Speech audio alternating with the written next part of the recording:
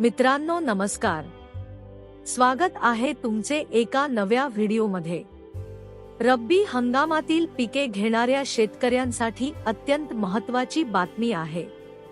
ज्या शेतकऱ्यांना ई-पीक नोंदणी केली नसेल तर अशा शेतकऱ्यांना 15 जानेवारीच्या आत ई-पीक नोंदणी करावी।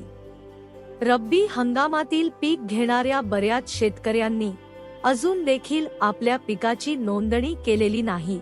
अशा शेतकऱ्यांनी ई-पीक पाहणी करण्याचे आवाहन शासनाकडून देण्यात आले आहे। शेतकऱ्यांना आता ई-पीक पाहणी करण्यासाठी शासनाने नवीन ॲप विकसित केले आहे। त्या ॲपच्या मदतीने शेतकऱ्यांना ई-पीक पाहणी करायची आहे। तुम्हाला ई-पीक नोंदणी करण्यासाठी Google Play Store वरून ई-पीक पाहणी वर्जन 2 हे ॲप डाउनलोड करून ई-पीक पाहणी करावी लागणार आहे। शेतकऱ्यांनी जर आपल्या पिकाची ई-पीक नोंदणी केली नाही तर शेतकऱ्यांना सरकारी कार्यालयातील कागदपत्रे मिळण्यास देखील अडचण येणार आहे। त्या संदर्भात अधिक माहिती खाली पाहूया। ई-पीक नोंदणी करा, नाहीतर तलाठी कार्यालयातील कागदपत्रे विसरा। रब्बी हंगाम घेणाऱ्या शेतकऱ्यांसाठी महसूल विभागामार्फत राज्यात ई-पीक पाहणी मोबाईल ॲपद्वारे नोंदणीची प्रक्रिया सुरू झालेली आहे। राज्यातील शेतकऱ्यांना ई-पीक पाहणी नोंद करण्यासाठी 15 जानेवारी पर्यंत मुदत देण्यात आली आहे।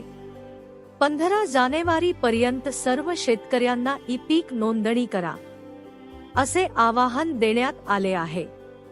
ई-पीक पाहणी दरम्यान शेतकऱ्यांकडून काही चुकीची माहिती अपलोड झाली असेल तर 24 तासाच्या आत रद्द करून दुरुस्ती करता येणार आहे।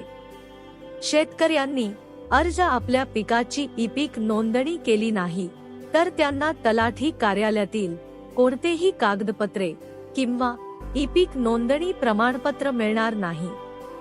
त्यामुळे शेतकऱ्यांना आताच ई-पीक पाहणी ॲप डाउनलोड करून ई-पीक नोंदणी करावी असे आवाहन तहसीलदार कार्यालयातून करण्यात आले आहे। ई-पीक पाहणी वर्जन 2 ॲपची लिंक खाली डिस्क्रिप्शन मध्ये दिलेली आहे, तिथे क्लिक करून ॲप डाउनलोड करू शकता।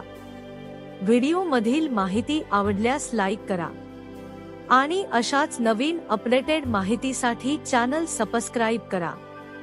धन्यवाद।